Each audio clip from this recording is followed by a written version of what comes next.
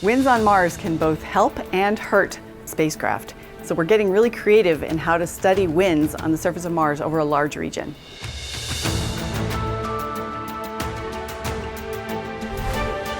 We're here at NASA's Jet Propulsion Laboratory in the Space Flight Operations Facility, also known as the Dark Room.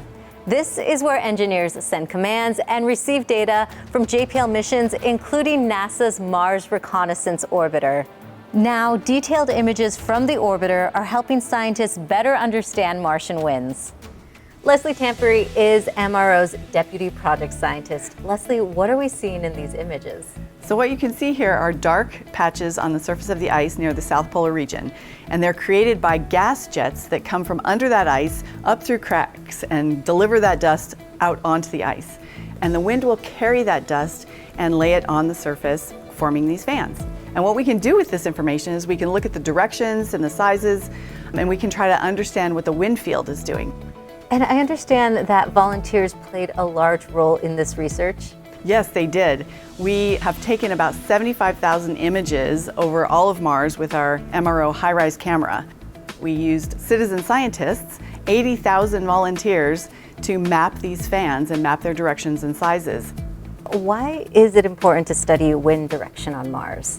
Some of our landers and rovers have had wind measurements, but only in a few locations at a few different times. But winds are very important for understanding today's climate on Mars, but also for trying to understand how the climate was different in the past.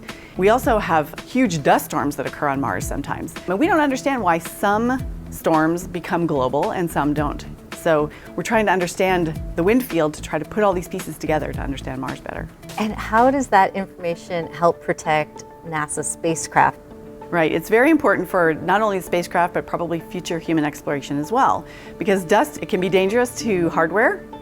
For example, on the Perseverance rover, we're fortunate enough to have a wind sensor, and we're measuring dust devils. And a couple of these dust devils and wind events were so large, they picked up not only dust, but bigger particles, sand-sized particles. And in fact, some of the wind sensors were damaged on the Perseverance rover.